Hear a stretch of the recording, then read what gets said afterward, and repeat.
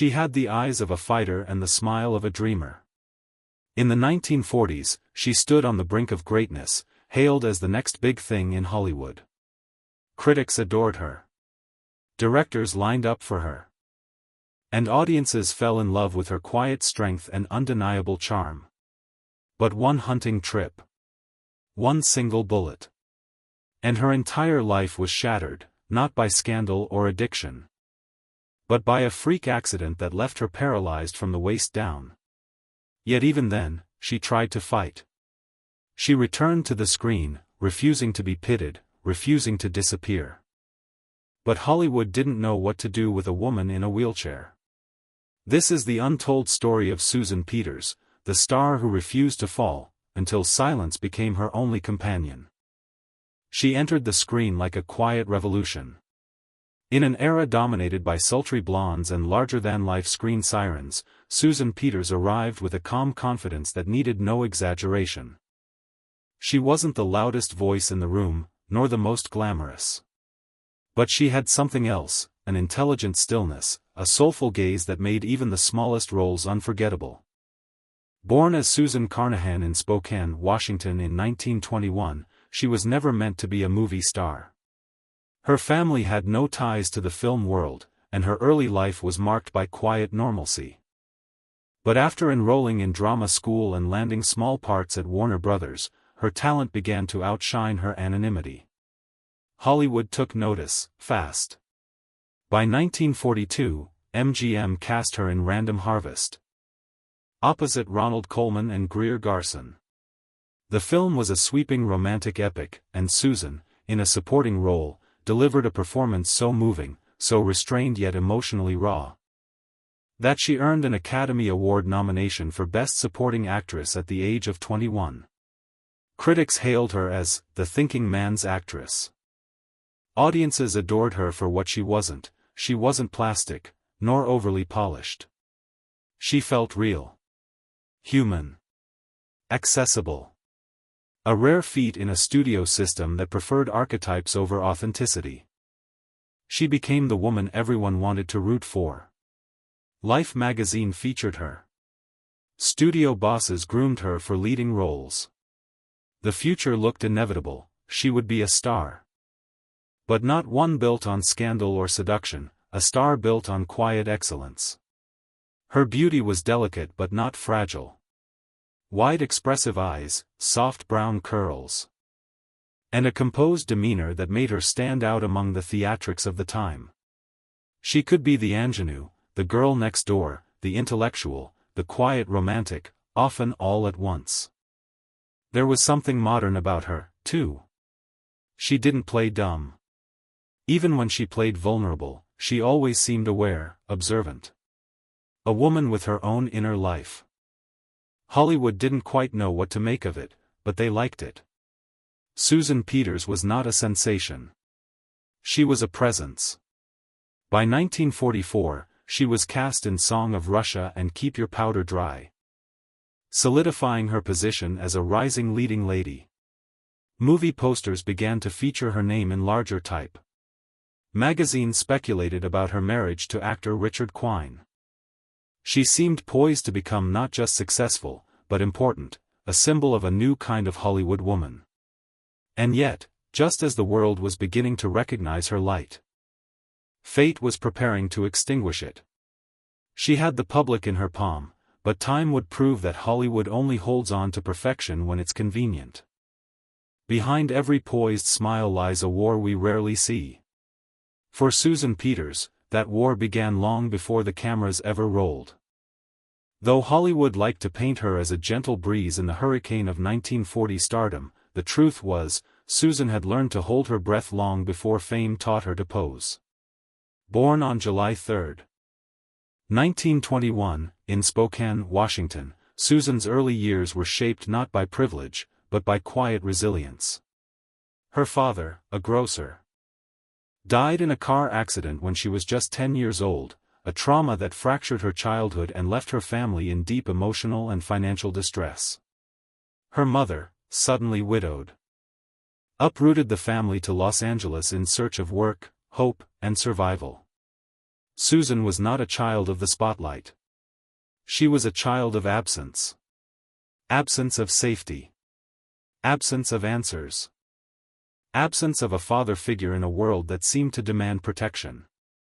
And in that absence, she learned two things: how to perform, and how to endure. At school, she was quiet but sharp. A reader. An observer. Someone who didn't take up space, but absorbed it. Drama became her sanctuary. On stage, she could inhabit lives less fragile than her own. She studied at Max Reinhardt's drama workshop in Los Angeles, a program that emphasized emotional authenticity, vulnerability, and depth. Traits Susan had no trouble channeling, because they were already embedded in her. But success didn't come quickly. Her early roles were uncredited, sometimes reduced to a single line or silent stare. She was the type of actress who made casting directors pause, not because she dazzled, but because something about her felt unfinished. Like a story you almost understand, but not quite. A mystery in the making. Behind the scenes, Susan faced pressure from every direction. As a young woman in a ruthless studio system, she was expected to look perfect, smile often, and never speak out of turn. MGM praised her talent but pushed her toward marketable beauty standards. Weight, wardrobe, even her naturally quiet voice, everything was up for discussion, debate, and control. What made her unique was precisely what Hollywood kept trying to fix. And then came love, or something like it. Richard Quine, a fellow actor and director, seemed like the perfect studio match. But beneath the headlines and glowing magazine spreads, their relationship was rocky. Fame and ego often clashed with Susan's deep need for emotional security. She wanted a partner. Hollywood gave her a publicity pairing. It was around this time that Susan began to speak less in interviews. She no longer tried to charm reporters. She let silence speak instead. But fate was not done testing her. On New Year's Day, 1945, during a hunting trip in the woods of Southern California with her husband and friends, a rifle accidentally discharged. The bullet entered her spine. She was paralyzed from the waist down, instantly. She was 23 years old. The world expected her to fade, to disappear from the silver screen, to live out her days in quiet bitterness. And for a moment, even Susan wondered if that would be her ending. But something, deep, defiant, and unresolved, stirred within her. She refused to let the accident define her. She began therapy. She learned how to sit, how to move, how to smile again. All while enduring unimaginable physical pain and emotional exhaustion. Yet she also knew Hollywood didn't do wheelchairs. She could no longer walk. But what hurt most was that no one asked if she could still act. She didn't fade. She tried to rebuild. In the aftermath of the accident that left her paralyzed from the waist down, Susan Peters did what few, if any, Hollywood actresses had done before. She attempted to reclaim her career, her craft, and her identity, not despite the wheelchair, but with it. It was 1945. America had just emerged victorious from war, men were returning home. And women were being told to step aside, from factories, from headlines, from ambition. The idea of a leading actress in a wheelchair wasn't just unusual.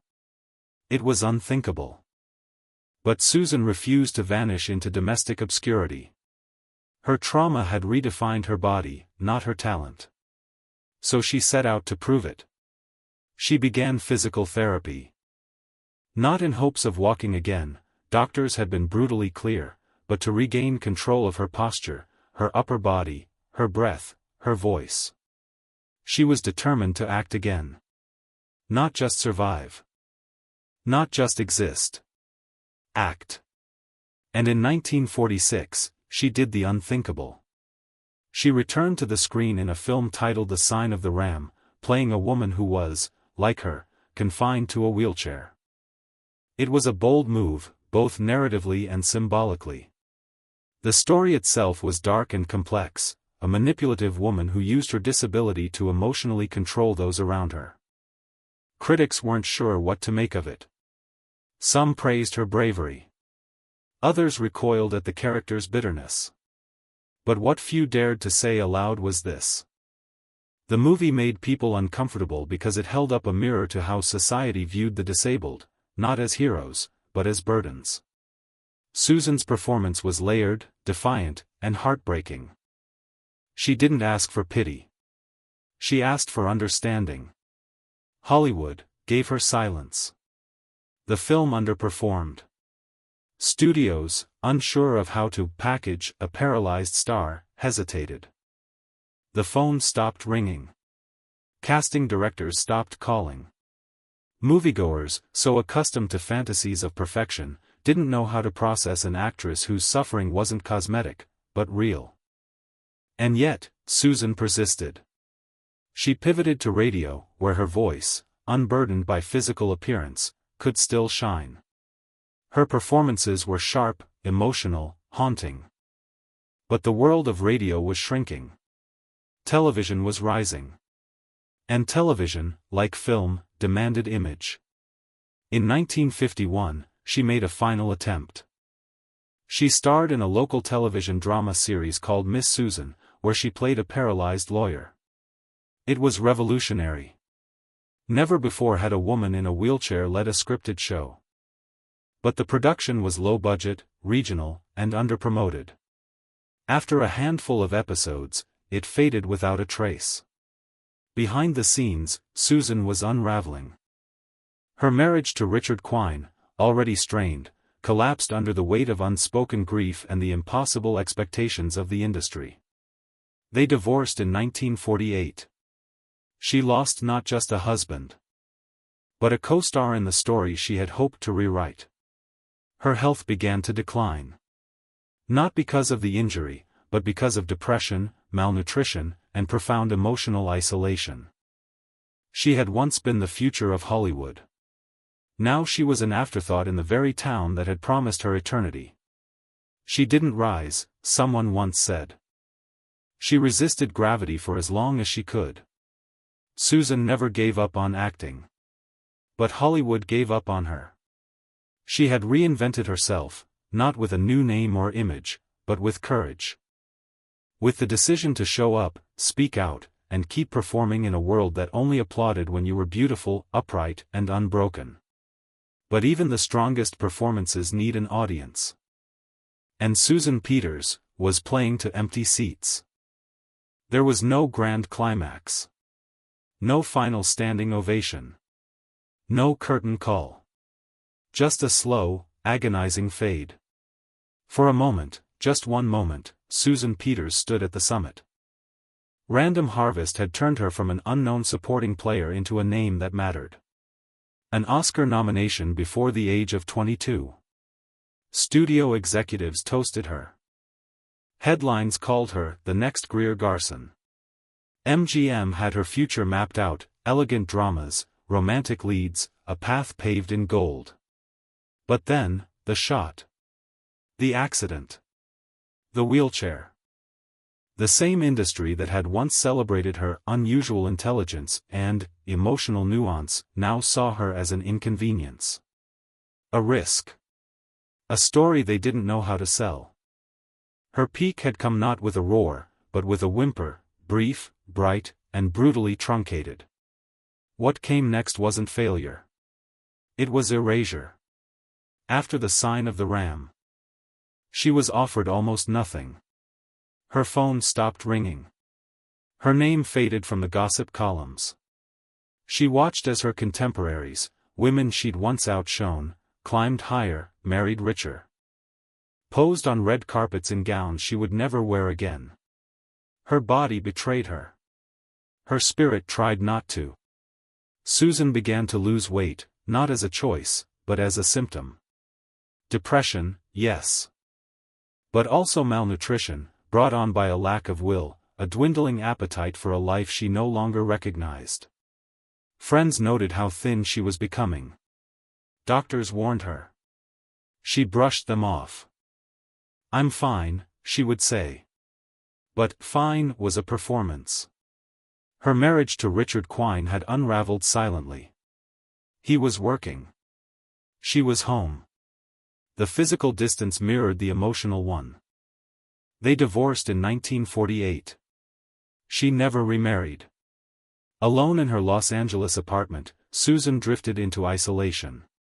The girl who once lit up the screen with quiet dignity now sat in silence.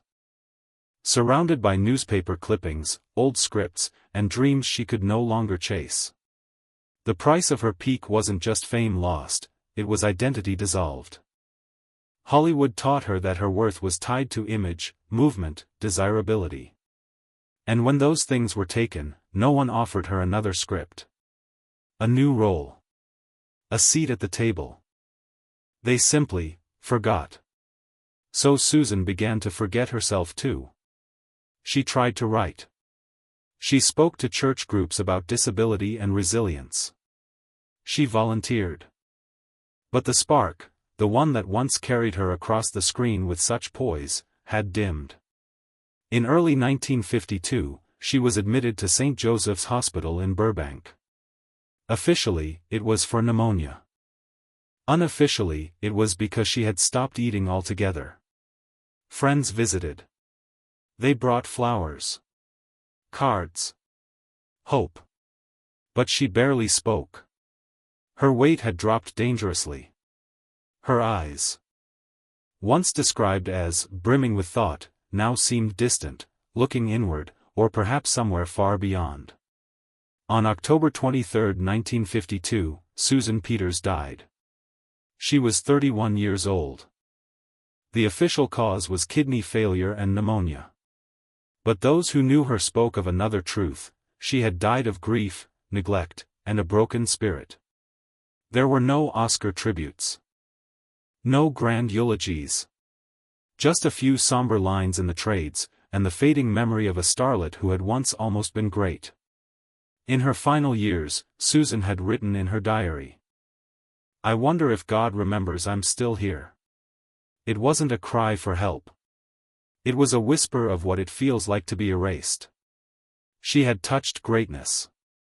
And then, she was asked to disappear. In the end, she didn't make headlines. She didn't become a cautionary tale, or a myth, or a misunderstood icon. She simply faded, like a voice on the radio. Growing quieter with each passing year until even the static forgot her name. There were no bronze statues. No films made in her memory. No roles inspired by her strength. Just a small grave in California. And a few aging reels of celluloid where she still smiled, still spoke, still stood. But what Susan Peters left behind was not meant to be loud. It was meant to be felt.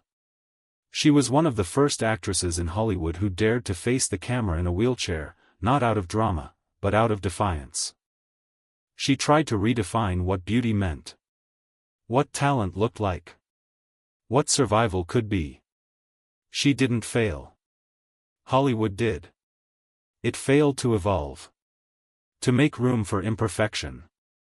To accept that strength isn't always walking, sometimes, it's staying. And somewhere, in the silence of forgotten names, Susan Peters still exists. Not as a star. But as a warning, a reminder that the price of visibility is often invisibility, when you no longer fit the frame. So the next time we speak of resilience, of unsung heroines, of beauty that dared to break, remember her. The girl who acted without standing. The woman who died without applause. The soul who whispered through history, "I mattered too."